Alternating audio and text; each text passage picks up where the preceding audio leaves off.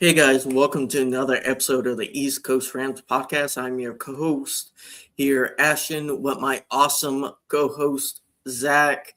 Zach, it is divisional round weekend. We have heard a lot about this matchup. We are here to kind of preview and talk a little bit about our expectations, what we think will happen, and, some of the news of the week and stuff like that. How are you doing, Zach? It's Wait, starting to wait. actually. This isn't a weather podcast. We're actually going to talk about football, not the weather. We're not the Weather Channel app. I mean, we can, even though it's probably going to change.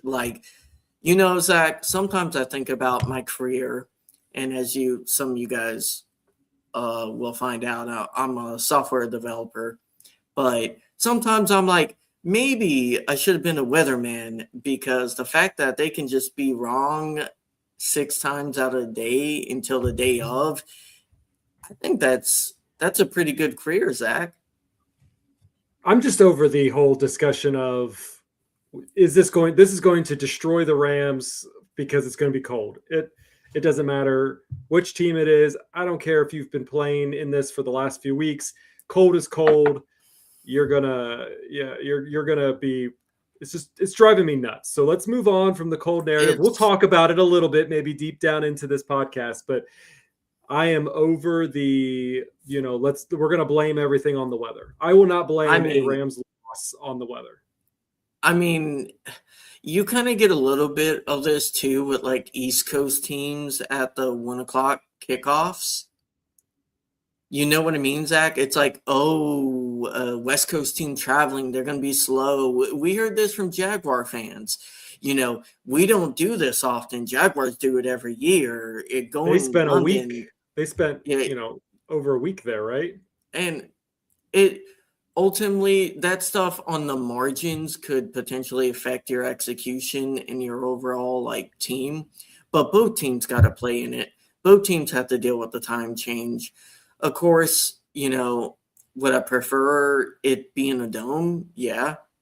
But at the end of the day, both teams got to play in it. And it's not the reason we lost the Philly game. It really wasn't. Yeah, I guess we could just kind of touch on that, I guess, a little bit more. When you have Matthew Stafford, who played in Detroit, yes, it's a dome stadium, but let's be real. He did play against Chicago. He did play against Green Bay twice a year. Now, most of the time, it was probably not super cold, but he has played in cold weather teams. You have Devontae Adams, who played for Green Bay, played for the Jets, has experienced cold weather games. You have Blake Corum and Kyron Williams, who both played in college in Michigan and Notre Dame. So they're comfortable in cold weather games. This is just it's a narrative that people like to play because, yes, it's going to be one of the coldest games maybe in NFL history. But other than that, it really is a narrative that we just need to move on from. It's just silly because Stafford he's played in more cold weather games than Caleb Williams has. That's just a fact. It's just a fact, let alone playoff games and all that other stuff. So there was a lot of talk. There was a lot of talk because Stafford under 40 games was 7-11. So, there is a little bit to that, I guess. But when he was favored, this is all coming from our buddy Blaine from the Turf Show Times, that at a when he was favored 8 times, he won 5 of the 8. So, you could throw out all the stats that you want, but you could find the narrative that's going to fit the bill and, come up with your own conclusions. I mean, you got to also look on the teams he was at the time. Like, what were the rushers doing? What was the protection like? I mean, a lot of factors go into this stuff. And ultimately, if this team ends up losing in the divisional again, it's not going to be because of weather. It's probably going to be because of special teams. It's going to be because we can't convert on third down and the defense not being able to hold up enough to get a few stops. Yeah, Brian, one Bears fan told me that the Rams wouldn't have a heated bench unless they brought their own. that's not the NFL rules. If the home team has it, the away team is allowed to have it too. So there's They have to provide it. Yeah. they have to provide it. If there wasn't heated benches, then the Bears wouldn't have heated benches. Now there could Not the Rams failure. There could be equipment failure because we've seen that in other games before where one team had it, but the other teams, faulted, and I think then the other team had to go back and turn theirs off or whatever. But in the end of the day, they have to be equal footing on anything that they have on the sidelines. Not to mention the Rams are going to bring their own stuff too. Our personnel, our equipment, and our health are some of the best in the industry. So I'm not worried about any stuff like that. They'll be prepared. Personally. They'll be prepared. Yeah. 100%. So let's move on to injuries real quick, because that's kind of also big news. How healthy is this Rams team going to be going into Chicago? They're going to be pretty darn healthy as they possibly can at this point. It is expected that Kevin Dotson should be coming back. He was at practice limited today, but all trends say that he is going to be in. Then you have Terrence Ferguson. He's in. Whittington's in. They're both coming in from being out last week against Carolina. It seems like the Rams are going to be, outside of people like Wallace and Witherspoon, who are put on IR already, this team is going to be ready to go out of the gate for Chicago. Yeah, I think Dotson is very big for the run game. You have seen our yards per carry just kind of not off of a cliff, but fall steeply after Dedich got in there for Dotson. He is our best lineman, in my opinion, on both pass protection and running. So you got to get a guy who is arguably, in my opinion, an all-pro guard back in there. And, everyone else, I think it's nice to see Ferguson. Hopefully he gets used a little bit more. He is a huge weapon that hasn't been really utilized, especially early on because he was struggling with blocking. Yeah, I think Ferguson is also going to be a big deal. I said this last week and maybe even the week before that I want to see what Terrence Ferguson, Colby Parkinson, and Tyler Higbee can be on the field at one time. Those are three big weapons that you have to be accountable for. That defense has to be accountable for it. And I really think that this is the triple threat monster that no one wants to see. This is Sean McVay's dream since he became a head coach for the LA Rams. He wanted to see this kind of a monster, and I think that he might see it this week against the Chicago Bears. Mm-hmm. 100%. Yeah, you want to talk about this Bears team? Let's talk about it. Or you want to start first? So the Bears end up hiring Ben Johnson, and their schedule, Zach, has been their overall record and schedule has been a wild one. They have the most comebacks after losing inside 2 minutes. I believe it's 6 of their games, including the postseason Packers one. So you're talking about a team that really likes to flirt with destiny, almost like the opposite of the Rams or Giants, in the sense where they get put in bad positions and the other team collapses against them. Mm-hmm. And mixed with them collapsing, and they are really good at taking advantage at the end of the game and clutching out a win when arguably they shouldn't at all. And if any other thing goes the opposite direction, they definitely lose those games. But you do have to really give credit to this Bears team for being able to close out these games. What's your initial reaction to this Bears team, Zach? Yeah, it's a decent team. I'm not going to lie. I mean, you have Caleb Williams, who continually looks like he's getting better. He's getting more comfortable. There are things that he's changing, obviously, from the first half to the second half. He's a scrambler. He makes big plays, big splashy plays towards the ends of the games. He's always you can't count this Chicago team Bears out. you look at their schedule, like you mentioned, and you kind of see who they've won and who they've lost to, and you're still scratching your head a little bit. You lost once to the Vikings, twice to the Lions, you lost to the Ravens, you've lost to the Packers, and you've lost to the 49ers. But then you've beaten teams.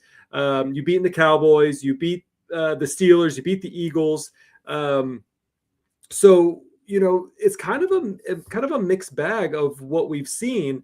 And I think this is going to be one of their true tests of, can they handle this high-powered offense? When you have the team coming in is, number one in passing yards and number one in points, this defense is going to have to play aggressively. And from what I've seen, this defense has its highest of highs it's one of the biggest turnover defenses in the league, to also being scored upon the most. And, you saw, we were live when the Packers Bears games were going on, and we thought the Packers had it put away. I mean, they were up 21 to 3 or something for the longest time. And it wasn't until the fourth quarter where they started racking up points and came back scoring 25 points in the fourth quarter. So the Packers should have won that game. It just, frankly, the time management by LaFleur was atrocious. It really was bad. It was bad, but the Packers defense kind of gave up. And when you needed it the most, the Chicago Bears defense stood up and gave their offense one more try. And that's what you need. And the Rams, the one thing that I will say is, you can't let the foot off the gas. And I think a lot of Rams fans feel like McVay or this offense kind of lets their foot off the gas when they may get a 14 point lead. And then all of a sudden they lose momentum and things shift, do a complete 180. And, that is what you're going to have to keep in your mind, is that this Chicago's Bears defense has done it over and over and over again this whole season. And they need to stay with their foot on the gas, and they need to keep the offense firing on all cylinders for all 4 quarters. If this is the one time we need all 4 quarter performance, it is this week. Yeah, so the Bears defense ranks 29th in yards. They give up a lot of yards, and 23rd in points forward. They do have the most takeaways. So I think playing clean ball, not turning it over, will be very critical. But for the most part, against our number one offense in the NFL, we're going to be able to get yards. We're going to be able to move the ball. But like you mentioned, it's going to be very, very critical for the defense getting stops in the red zone. They struck out against Panthers. They were 0 for 3. They gave up a lot to the Panthers. So the secondary is going to be tested. This is arguably a top 5 wide receiver core. Really good group there. Luther Burden, DJ Moore, and guy from out of Oregon, I believe. But all 3 of them, they can cook you in man. Mm-hmm. You have their rookie tight end, a guy that I mentioned a lot that I wanted the Rams get out of Michigan, and they traded up. They got him. They finally been starting to use him, and our linebackers, they have struggled in coverage against tight ends, especially elite tight ends. So you mix in that elite tight end. They have a good tight end. Cole Kmet can kill you in man too. It's just. It's gonna be a hard time. Yeah, especially when our secondary hasn't been the greatest over the last several weeks. We were going into this as a top 3 defense going into most of the season. We were only allowing 16 points per game on average, and then you look at the last half of the season when we're looking more at like the 26 points per game average. And that's something that you can't have with this team. And it's all going to come up, as we kind of know it would throughout this whole thing, is kind of how the defensive line can hold and how our edges can work the system. They have to. This is the week that you need to do more than just pressure. Obviously, pressuring is going to be super important. especially against Caleb Williams. Caleb Williams, when you look at him, his pressure rate, he only does about 5.5 yards per throw when he's pressured. But we need to get him down to the ground. We need to contain him. We cannot allow him to get out of the box, because once he's able to break free from our pressure, he's been able to make some pretty unbelievable throws down the field and be able to make those big chunk plays. Yeah, his numbers do kind of decline a little bit too when he's stuck in the pocket and you're forcing him to kind of make decisions after the pocket starts to collapse. It's when he can roll out, get out, when he can run, or when he can throw on the run. That's when you start getting into trouble and he starts making those big chunk plays most of the time when they're trailing. And that has happened a lot this year, is he plays a lot worse when the game's even or when they're like slightly ahead until the fourth quarter. I'll throw this message from the chat. If we are only up by 1 score against the Bears come the fourth quarter, I worry. We need to be up by 3 scores. I'm still worried, even if we're up by 3 scores, that something's going to happen and we are going to get hit with something that's just going to reverse the course, a takeaway or something like that. And then, it really will hurt our momentum. But I agree with you. You're going to have to feel pretty confident with a 3+ score before you can even have some sort of sigh of relief. Get your heart attack medicine ready to go. Yeah, I think this game is going to be very much ground and pound and long, consistent drives and just not giving the Bears time to operate and being efficient and then finishing in the red zone with touchdowns.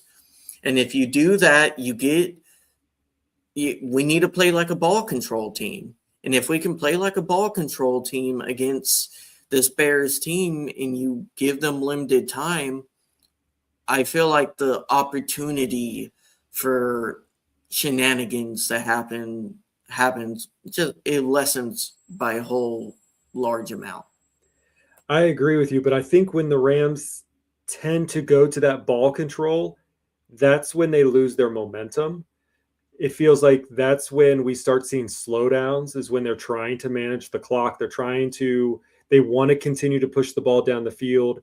That's when they are faltered. It always feels like they do better when they feel like they're behind the sticks or they are trying to, rush a little bit. That's why I've always said, I like the hurry up offense. I feel like the Rams play so much better and so much more cohesively when they have the hurry up offense. I know that's not what you should do every play. You want to be able to have your defense stay off the field and stuff like that too. But I see a big difference from when the Rams come out and they rush down the field than they do when they try to take their time. I think the problem with that mainly is when we do see hurry up offense, it's in a different situation. Defenses are more in prevent. They're more open to giving up over middle, like short 5, 10, 15-yard completions. They're just trying to stop a TD over the top. And that's different than how defenses typically play, just down to down. And then you mix in the elements and stuff. I just think getting Dotson back, this got to be like using Kyron and using Corum, doing some screens, doing short passing, and just like pounding down the Bears defense, taking a shot here and there, but for the most part, just making sure that you don't turn the ball over and grinding them down and just having good, efficient drives. That's all I want to see. I want to see them utilize the run to its fullest. I want to, I want to see what the Rams can do when they have all their best players in place. And this is the first time that we have all of the weapons I think that Matthew Stafford was anticipating having. Like I said, I think Ferguson is going to be, that deep threat tight end. And you have Higbee, who's the kind of like the bulldozer tight end. And then you have Colby Parkinson, who's just come out of nowhere and become like our TD tight end. And then you have Devontae Adams and Puka Nacua. And you have those 3 tight ends with Puka or Devontae out on the field when they want to do their 13 personnel. And Mm. who are you going to stop? Are you going to try to double Devontae or Puka? You can't, because you have all these other great pass catchers on top of having, like someone like Kyron Williams as a safety blanket to be able to check down to if you need to. This could be a really interesting dynamic going into this game. It might be the best offensive game we could see from McVay. The weather will probably maybe deter the pass game a little bit, but I'm excited to see what this offense has. Yeah, for rushing, they're the 27th ranked defense, and then for yards, they're 22nd for passing. So they give up a lot of yards in rushing and passing, and frankly, it's going to be through the ground. I think we win or lose this game if we can stick to it, keep it effective, and then do like a lot of play action, especially in the third and fourth quarter when they're trying to lean on getting a stop from us and having our playmakers execute at a high level, right? So, Yeah. The one thing about our defense is that they are going to have to take into consideration all the weapons that Caleb Williams has. He shares the ball. He loves giving it to his receivers. 4 of his receivers have over 500 yards. Colston Loveland, their tight end, is yeah, their man. leader in yards and targets for receptions. So, Wait, Zach, I'm not I think when it comes to evaluation stuff, I know I'm not perfect, but I think I have a pretty good eye for wide receivers and tight ends, because the tight ends and wide receivers that I want to pick up, they always become stars. And it's just something I see about Loveland. I just knew he would be good. He would be a great pass catching tight end. His blocking did suffer in the first half. A very similar story to Ferguson. His blocking wasn't up to stuff. He was not doing routes 100% correctly. And then you just see him put it all together. And I only know this because I followed Loveland because of fantasy. I've drafted him on a few teams. And he's just, in the last 8 weeks, become a fantastic tight end for the Bears. So I'm happy for him. I was wrong about Luther Burden. I think Luther Burden in the NFL has turned into a really good wide receiver. Now, he is playing against like third level DBs and like linebackers and stuff like that. So there's a little small caveat there. But Luther Burden has looked really good. And then Rome and DJ Moore, like, they're both wide receiver ones. So our DBs are going to get worked, Zach. I'm just going to be honest. We're going to give up yards. Yeah. I think so. It's just going to be how it finishes. And if we can kind of keep the pressure on Caleb Williams, can we make him do false errors, things like that? That is going to be our saving grace. And that's all going to have to come from our defensive front and what our linebackers can do. I think that we can manage the run really well. I think they're going to lean on that run more heavily. It is going to be a colder game. And our run defense has been really good against top tier running backs. It feels like every time we go up against, the second tier running backs that we're really having a struggle with. And it's, kind of like how Carolina went last week. It feels like we struggle against, again, the second tier. We do really well against Saquon Barkley, Jonathan Taylor, Christian McCaffrey, Just not those Bijan. guys. Yeah, just Bijan was an exception to the rule this year, but yes, for sure. Yeah, talking about this Bears running attack, I've always valued Swift more than others. Now, he's not a great or elite running back, but he's solid. He's solid. He has a little bit of explosiveness. Not the fastest guy, not the swiftiest guy, no pun intended. He's very much like Corum. I would put that way. I think Corum is that good and up to that level. Kyle Monangai, he's a dog. He should be getting running back 1 reps. I don't know if Rams fans know about Monangai. He was a big kind of like fantasy darling for people. And he is someone who, when he has gotten the reps and gotten the opportunity, he is explosive, fast, and powerful. I think he could be running back one in this league. It took him a little bit to grow in his blocking, which, Ben Johnson, he wants a running back that can block very well. It's going to take you time, very much like Sean McVay. So that 1-2 hit, it's going to be very important for the Rams to stop the run this game. And I just think it's going to come down to the red zone, Zach. Do we force field goals in the red zone? And all we have to do is force 3 or 4, and I think we'll be rolling on offense. Yeah, we have to play clean ball on offense. That's going to be, my number one key. We cannot turn over the ball. No fumbles, no interceptions. We have to play a clean ball on the offense. That's key number one for how we're going to be successful in this game. The second is going to be, our special teams, and bringing up Mevis is probably one of the keys there. Is, can he have a clean game? How much do you think we will see of him? I hope just extra points. In all reality, that's what we're hoping for. I'm going to be honest, Zach. We're going for it if it's not at the 20-yard line or closer, and it's fourth and longer than fourth and 4 or longer. If it's 4th and 1, I think we're going for it. I don't think McVay is going to take the chance. And with our kicking unit, especially if it's snowing, guys, I would be really surprised if we attempt a field goal that's longer than like 35 yards, to be honest. Yeah. So hopefully we don't see any of him.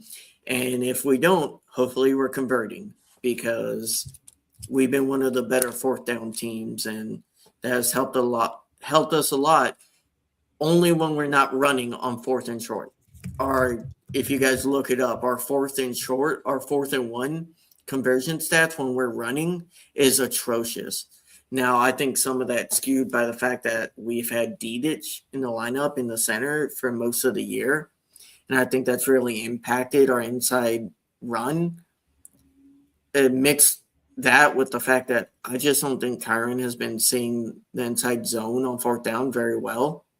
So, yeah, Dotson coming back is just going to be so much helpful for this run game. I think it's going to be able to do a lot more than what they have been able to do in the last couple of weeks. The other thing that I wanted to bring up is people want to tend to go back. The Chicago Bear fans want to go back and look at 2024 when the Rams came into Chicago against them. And couple notes about that. Number one, they didn't have Puka Nacua. He was sidelined. They didn't have Cooper Kupp. He was sidelined. Corum wasn't there. It was Kyron Williams and Ronnie Rivers, and Kyron Williams had a good game that night. Stafford, he had 2 turnovers, a fumble and an interception. I think that was when we had Logan Bruss as an offensive lineman. We didn't have a full 5 start. I think we were down 2 offensive linemen, if I remember right. I think we were potentially down 3. Possibly. So this is a completely different team. Right guard, left tackle. Yeah. When Tutu Atwell and Jordan Whittington are our 2 top receivers, that tells you something. And so I want to make sure that people understand, whether you're Rams fans thinking about that game or even Bears fans thinking, hey, Caleb Williams took care of you guys a couple years ago against Stafford. This is a totally different team. There may be some familiar pieces, but either you didn't face them at their best, or they obviously Devontae Adams, Blake Corum, some of our offensive linemen now, they're there. So it's going to be a different team than what they face in 2024, for sure. Points don't carry over from previous game you played a team. It doesn't matter. And they're just different teams. So it's a different Bears team that's better, and it's a different Rams team that's light years better. Question is, can we execute? Can we successfully not turn over the ball? And in the red zone, can we have good enough play calling to be able to kind of like kill clock and score? So it's going to be It's going to be interesting how McVay approaches this. I've been someone throughout the year who has given less flack to Sean McVay. I know I've heard a lot of people complain. I think for the most part, a lot of bad plays that have happened this year have been worse execution than the play call itself. I know some people complained about his play calling in the playoff game, but I will point out the play call to Devontae in second quarter, that was the right play call. Stafford just missed Devontae. Probably a wide open touchdown, or at least a 40, 50-yard play. Right play call to Puka in second quarter. Puka just doesn't catch it. Wide open touchdown. Yeah. I mean, on and on throughout the game. And it really was in Carolina. You could tell that they were missing Devontae because Devontae was able to either take players with him, which allowed, Puka to get his 2 TDs and, all that stuff that happened. It was missed prior to that when he was out, against the Falcons and against even against like Arizona and things like that. You could see that our red zone wasn't as crisp as it's been for the first half of the season because we didn't have Devontae Adams in the game. Whether he's catching the TDs or taking the defenders so somebody else can catch the TDs, he is the reason why we have been so successful in the red zone. And so keeping him healthy, keeping him ready to go, he will be one of the big reasons why, if the Rams win this in the red zone, it's because he's on the field. Yeah, who do you think scores the first TD for the Rams? Who scored? Ooh, that's a good question. I'm going to give it to my man, Devontae Adams. I'm going to give it to my man, Devontae. You're going to say Devontae? I'm going to say Devontae. He didn't get one last week. Puka got 2. I think they're going to think Puka's hot on the hand, so they're going to try to double cover Puka because I think that's just where they're going to lead their minds to. And it's going to be a crisp touchdown for Devontae. Ferguson. I think Ferguson gets in. But we'll see. What do you guys think? Please comment down below. Who do you think will get the first touchdown of the Rams against the Bears? And Lord help us, Zach, if we don't score a touchdown at all. But that's against this defense. Oh, my gosh. I don't even want to put that out there. But please comment down below your thoughts about that. And if you're watching us live, please tell us your thoughts. Who do you think will get first touchdown? Will it be Kyron? It could be definitely the ground game, a lot of ground and pound, and Corum and Kyron going to town this game. Zach, how many yards do you think we'll get rushing? Rushing yards? I'm going to give us 160. 160. Give us 160. Okay, what's your breakdown there? What's your breakdown? I would probably say like 100 to 60. I don't know who. I would feel Kyron would get the 100 to 60, but I could also see Blake Corum kind of busting out and maybe going for like a big 30, 40 yard run, busting loose a little bit. I could see that. 210. I think 210 with Corum getting 130 yards. I think Corum has a big game. That's bold. Hey, man, you know how much I love Corum, man. I think he's been a little dinged up the last few weeks. Dotson being out hasn't helped. He has his boy Dotson in there, and I think they're looking. And that's the other weird thing about this game, Zach, and maybe we can just bring it up real quickly. I feel like the Bears fandom has been weirdly trying to start a beef or something, or I keep on seeing them reach for bulletin board material from analysts who aren't even related to the Rams and stuff. And it's you guys don't need that. You don't have to have a beef. We're playing divisional, just, It's not like we're the Packers to them. That's how it feels like we're being treated a little bit like we're their worst arch enemies, and we're really not. That's how you can tell they haven't been in the playoffs very often.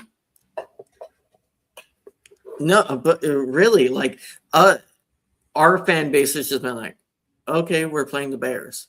Like, we're playing them in the cold. It's going to be cold. Okay.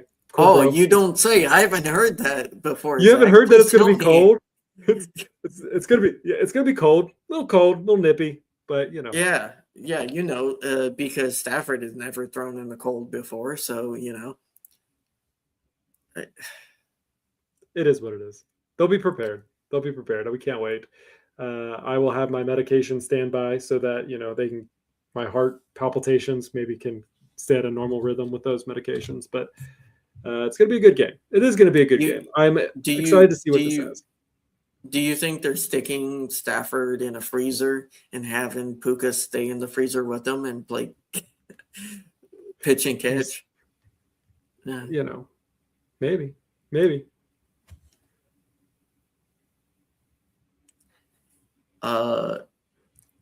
LA teams get a lot of hate, and I love it. I mean, all right, cool.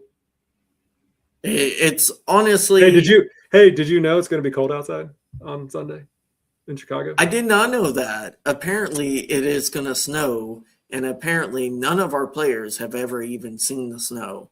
So they're going to be very shocked when they see that white stuff on the ground, that white powder substance. But they'll get used to it. I mean, I think actually, Zach, in your opinion, if we do end up losing, what is the biggest contributing factor? What do you think that would be? It's going to go down to poor execution, or somebody majorly screws up. That's where I think it's going to be at. Again, all credit to the Chicago Bears for getting where they are. They are a good team. They have good weapons. I think Caleb Williams is a good quarterback. But I think if the Rams play at the level that we are accustomed them to do, and they are accustomed to play at their best level, if you compare best level to best level, I do think that the Rams pull this one off. It's going to be, do they make silly mistakes? Are they getting penalized? Are they having to, start from 1st and 10 to 1st and 20 because of a holding call? It's going to be interesting to see how this plays out. But if we can contain Stafford from not turning the ball over, if we can contain the penalties, I think that this Rams team can be very electric in this offense, even in these, sub temperatures. Yeah, this refereeing crew too does give the most automatic first downs for penalties against defenses. So that's going to be something to look out for. Steve brings up a good point that Puka is certified insane. I think that Philly game was 30 degrees, Zach. It was 30, 35, and he was only wearing tape. It was definitely snowing, but yeah, I mean, Puka. 34 degrees. 34. Puka's a dog. He's a dog. He's going to get it done. I just hope we don't see any drops. I doubt we do. The one thing about the Puka Nacua that I would like to bring up too, just kind of going through my notes, is not only is he a great receiver, he can catch unbelievable thrown balls to him, but he's also leading with missed tackles, 28 missed tackles forced, but also assuming 402 yards after the contact on receptions. That hasn't been done since at least 2018. The dude is insane. He is built different, and it's just great for him to be. I just love that he's on the Rams team, because I don't know if he would have been drafted by somebody else that he would be as successful without being on the Rams and having he's a great player on its own, but he's had great teachers and great quarterbacks to be able to make him grow. And that's what you need in this league. I do love, Zach, that some of the Bears fans were like, oh, just double Puka. And I'm like, do you guys think you're the first defense to have it pop in your mind to double Puka. That's not how it works, because if you're playing man, Devontae's going to roast your corners. He's going to roast your second or third string corners. Most teams have had to put their first string corners on him and then put their second or third stringers on Puka and try to leverage safety help on that side. The issue with doing that is then McVay gets in his bag and starts motioning Puka over or putting him inside, like he'll motion him over into the running back, kind of like a gap, and then he'll like run, or sometimes he'll block. And then it'll really break the assignments of these defenses. And it's just fascinating to see how McVay will move around these things depending on the defensive coordinator and how they're trying to either double Puka or basically most of the time it's one-on-one Devontae. So, Zach, do you think there's a other way to kind of address more than simply saying like, oh, let's double Puka at kind of slowing down this Rams offense? Yeah, I think they're still going to try to do that. They're still going to put two of their players on Puka for whatever reason. They're going to try that. They're probably going to have to make some adjustments to fix that, because again, I still go back to whether it's Devontae or whether it's Puka, I don't care. You really have to take a look at what this offense can throw at you. And when you have quality players in the tight end room on top of Puka and Devontae, you can't double everybody. And obviously you're going to have to pick somebody to follow around. And I just think with all the weapons that he has, it's going to be a nightmare to try to double anybody. Oh, but Zach, I'm a Bears fan. I'm saying, what about zone? Just play zone the entire game. Have Matthew Stafford looking at zone the entire game. Good luck with that, because he's going to find an open guy. Yeah. Tutu will get open. Ferguson, Higbee. Our tight end stable is good. There's no one great in there, of course, but they're all capable of catch and run, and Parkinson has looked fantastic in the last 5-6 weeks. So, there's a reason we're number one offense in the league, and it's just going to be taking that out. And, they call Caleb Williams the Iceman, but Stafford is number 10 in comeback drives to win games all time in the NFL. And the one thing that the Bears tend to do is they tend to leave their cornerbacks on specific sides. They don't tend to switch them up, which I think McVay is going to use that to their disadvantage. They're going to move them around and kind of scheme them up differently. And so that's probably one of the big keys that I could see that the Rams are going to try to exploit. The one thing that the Bears do have is they do have a really good defensive edge with Montez Sweat. I think he's had he's going to go up against probably McClendon, I think. So, McClendon has done a very admirable job in that spot. He's only had one sack, I believe, and somewhere around 15, 18, 17 pressures. So, again, those are other things that we're going to – yeah, he's been great filling in for Havenstein. And, we'll see how that goes. Brian asks, do you guys think McVay is going to use more 13 personnel because Puka is getting doubled? Do you want me to answer this first, or you got this? You go ahead. So I actually don't think Puka is going to get doubled like people keep on. That's more like Bears fans trying to say the obvious, because we move Puka around to any position around, it's almost impossible, because if you double him, regardless of where he is in the formation, you're gonna have coverage bust because of McVay and his motions and the different play calling he does leading up in every drive. Because it's not just, a lot of fans don't realize this, but McVay will call a play in a play series earlier on setting up a play for a future part of either that drive or a drive in the future. So, like, you can show a high-low concept like a curl and then a fade on the right side. And then whenever you see that their cover 3 is going one way towards it, he'll throw, or he'll probably say, hey, Matthew, go to the tight end over the middle because all their coverage is sinking low to the curl. So you got to realize that it's going to be a little bit more complicated than just like Puka's getting doubled. I think we do end up using 13 personnel more just due to the fact that they're a poor run defending team, and that's going to be a really good way of being able to grind and pound, like I said earlier, down the field and still be able to catch and throw when you have to. The one thing that I wish I knew, and I wish I would have done my homework maybe a little bit ahead of time, is how many times the Rams do a pass play versus a run play on 13 personnel.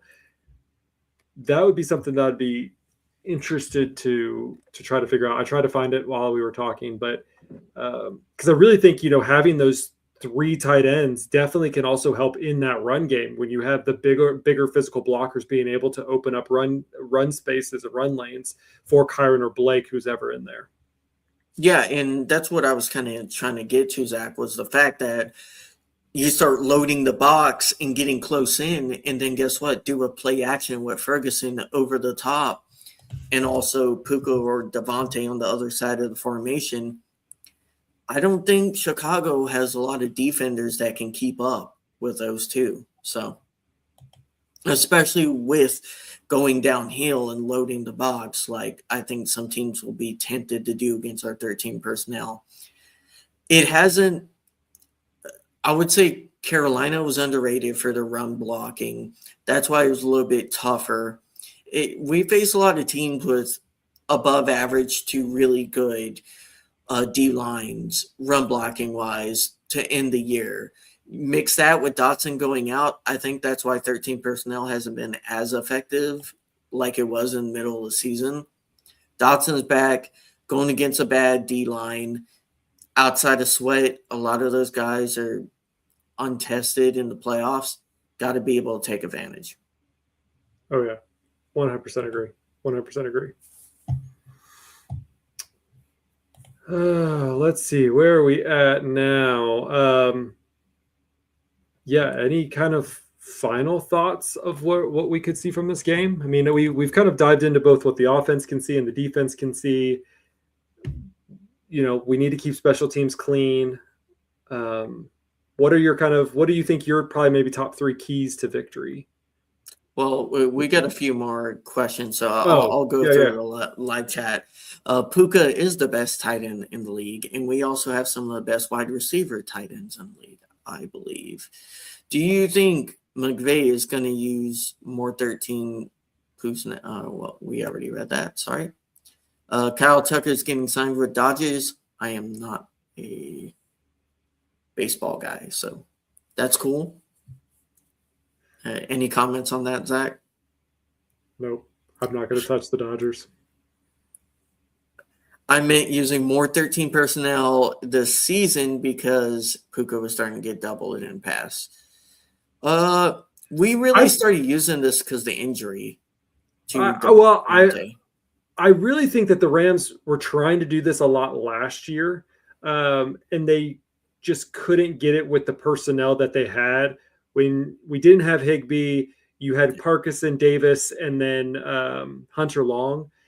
It never really worked out the way Sean McVay. I think we've seen Sean McVay really want this 13 personnel package for maybe the last 3 years, and it just never came into fruition until really this year. Steve says he wants a little mock draft talk at some point. Hopefully not too soon, Steve, because that means the season's over. And we'll have plenty of conversations about that. But you're really interested in how we're going to use both of our runs. So I think, first off, we'll do this really shortly, Zach, but kind of touch on the fact that it depends if Stafford retires or not. I think the inclination seems like he will not. And Devontae's made it very clear that he's going to retire whenever Stafford does. So, assuming those two guys are back and we don't need a QB, which is kind of lucky, Zach, because all the QBs have stopped not declaring for the draft. So,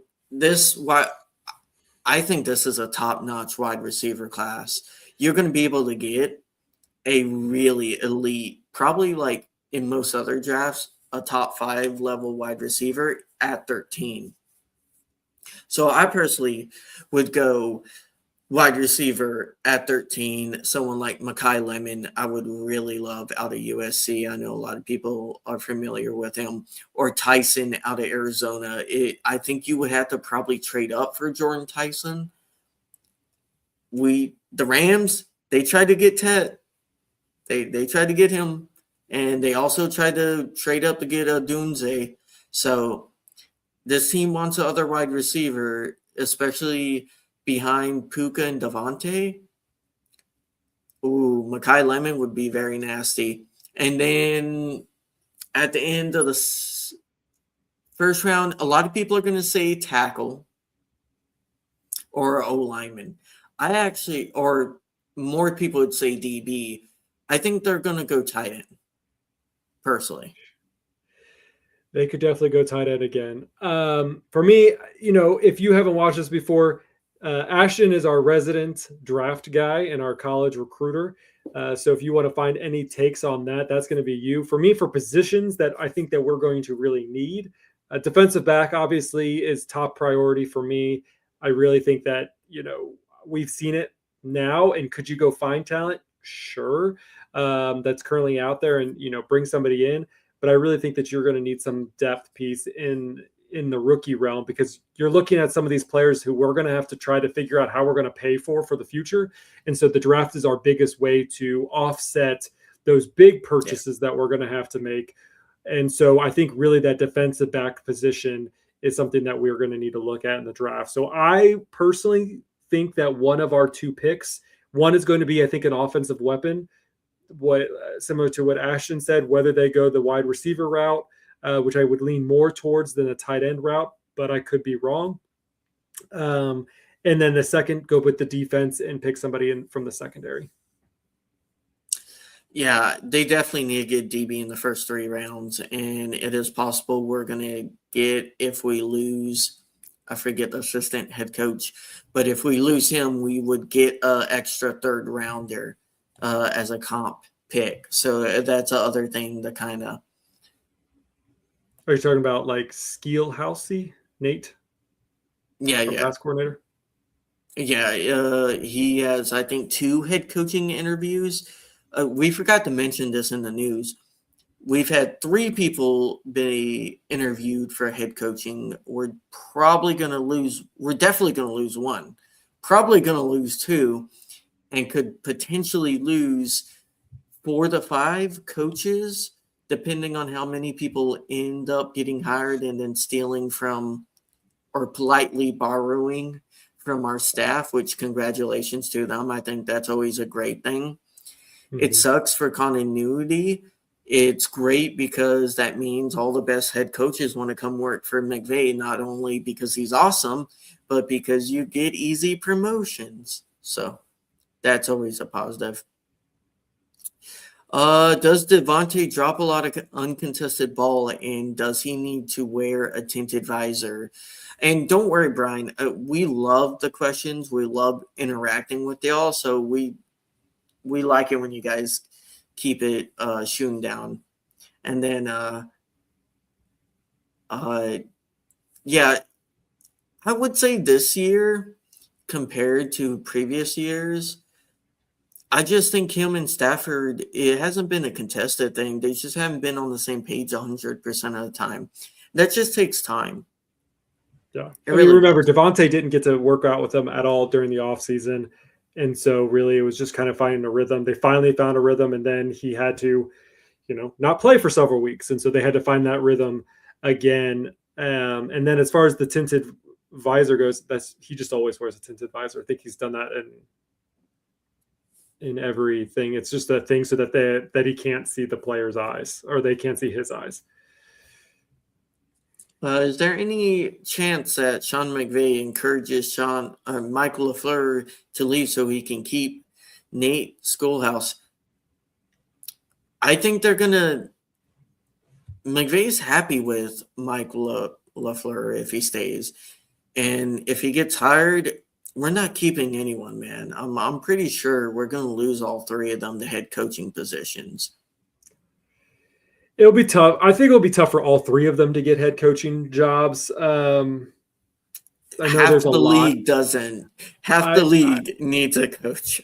That's right true. now. That's true. I don't disagree with that at all. I just think that I think it's unlikely that all three of them will become head coaches. I don't think he's going to encourage Michael LaFleur to leave. Remember, Sean McVay really is the play caller. He's the one who designs all these things. It's really his offensive coordinator kind of is his eyes in the sky and helps develop some of the concepts and kind of he designs some of the soundboard. plays. He does design some plays. But again, when it comes down to play calling and overall offensive scheme, it's all McVay. I think Michael LaFleur goes to the Jets. I think Shula goes to the Dolphins.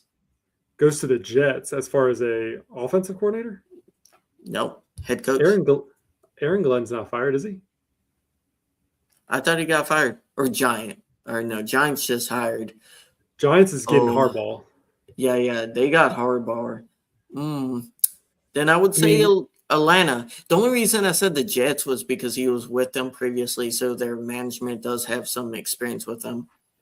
You think the Falcons are going to go with another ex-Rams coordinator? Yeah, it's offensive coordinator is different, though. I definitely think Shula has a shot in Miami. We never talked about it. If Raheem Morris doesn't get another opportunity as a head coach, do you see him coming back under Sean McVay as our DC? Even though I think that I would rather give the DC to Audrey Pleasant. I think that's really the next line that comes in. But what do you think? I love Aubrey Pleasant, so I would rather have Pleasant over Morris, but I don't get, unlike Shula, I don't get a great feeling about either. But hopefully I'm wrong. It's hard to tell. I feel like it's a lot easier to be confident in Sean's offensive coordinator picks than his defensive coordinator picks, moving up and their scheme and stuff. Yeah. I feel like he does better hiring outside the building defensively, in my personal opinion. Shula worked out mostly because he's been here for so long and he's seen so many schemes and stuff. So I think he's done a great job given kind of the roster construction. We're barely paying our defense, and he's done what he can. I would love Mike McDaniel. I would love Mike McDaniel. Think he may go back to the 49ers? I don't know. It's an interesting concept that we could see. I mean, I've heard that he may go to Cleveland. I've heard lots of different things about Mike McDaniel so far. So we will see. I would be surprised if Mike isn't a head coach. I think he should be. The Dolphins that was a dumpster fire, man. Dumpster fire. Sure.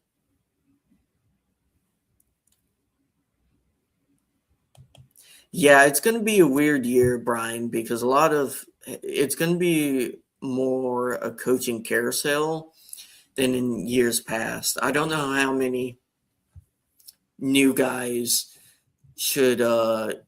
will end up actually getting hired. I think Jesse Minter is a fantastic candidate. I don't think he's going to get hired this year. It's a really weird year for coaching. We don't have to worry about it. A lot of big names. A lot of big names got canned, which is kind of interesting. Or, left. Man, I just thought about this. I don't think the Steelers have interviewed Anyone? I think Shula could go to the Steelers too. No, him and Nate have interviews or have planned interviews for them. That would be such a Steelers hire. Yeah, Such a Steelers hire. Yeah, I think Nate's going to get hired this cycle. I'm going to be honest. He's going to be one of the few original coaches or new coaches to get hired. I think we're losing 3 coaches to head coaching jobs this year, which is nuts. Yeah. But, we're used to it. McVay, I just remember I love all the Lions fans crying about losing their 2 coordinators. We're like, welcome to the club. Welcome. Yeah.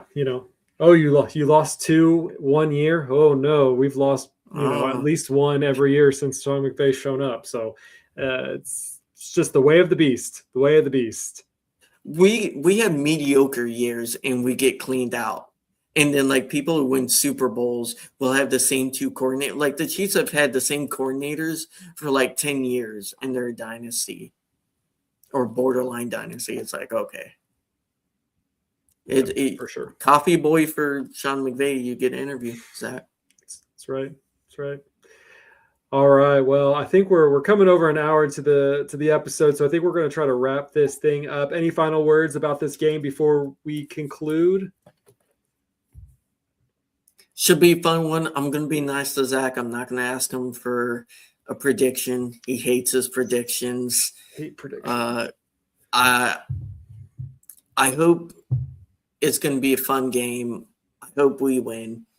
I think it's going to be a shootout, and I'm going to need more heart medicine, Zach. So it's going to be fun. Yep. We're all going to have to, draw our stress from something. So we'll see how that goes. I'm looking for a fun, clean game. Again, I think, let the best team win. I mean, we're in the playoffs. We want the best team to continue moving on. I hope that we do see the best out of these teams.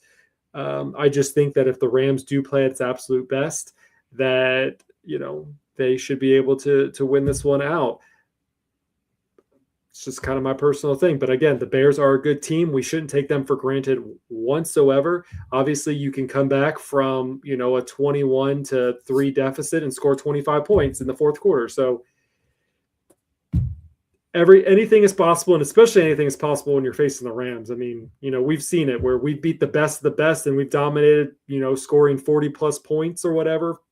And then we've seen them lose to teams that, couldn't, have a winning record. So it is what it is, but we love this team. We love our quarterback. We wouldn't want anybody else in the league to be our QB in this space right now. So super excited. We got the talent. We got what it takes to get in. So now they got to earn their right to continue moving on into the NFC Championship. So we'll take it. Yeah, the Rams or the Bears have won 4 amazing comeback games, totally collapsing opponents. The Rams have lost 2 of those games. Do the Rams become another victim, or do they kind of break history from the rest of the Bears' opponents? We shall see. We shall see. The team writes their own story. They want to win. They're going to put everything they got on the line. Each and every week, this is going to be like you're playing in the Super Bowl. You have to give it your all. You got to play with everything you got because you don't know if you're going to have the next week. And, we see this each and every year, and, you can say the same thing, but these guys have the look in their eye. They want to continue to move on. This is a cohesive team. It's a we, not me team, or it's a we, what is it now? We, then me team. I think that they have what it takes. They have the players in place to do what they need to do. They just need to fix some of the mistakes that have cost them over the last couple of weeks, clean up the penalties and clean up turnovers. And I think this team, will be just fine. Yeah. So hopefully we're having a lot of podcasts next week. Yeah, can't wait for that. So yeah, if you guys are new to this channel, please subscribe to our YouTube channel, youtube.com/East Coast Rams. Make sure you hit that notification bell just so that you can keep up with all of the contents that we've been throwing out there. Been trying to, do some more here and there, get multiple podcasts per week. This is our second one of the week, so super excited about that. Also, check out our Instagram. We are at East Coast Rams Pod. Ashton, I don't know if you follow us on Instagram. I've been trying to, put a little, short clip videos up in there too. So it's going to be great. So go there. Our main platform is X at East Coast Rams. You can find Ashton at RamFanAshton1, and you can find me at Zac Mayer. And yeah, we're hoping for a Rams win. I think that they can do it. Do you think they can do that? Leave your comments down below. And we'll see you guys next week. Whose house? It's a Rams house. See you guys.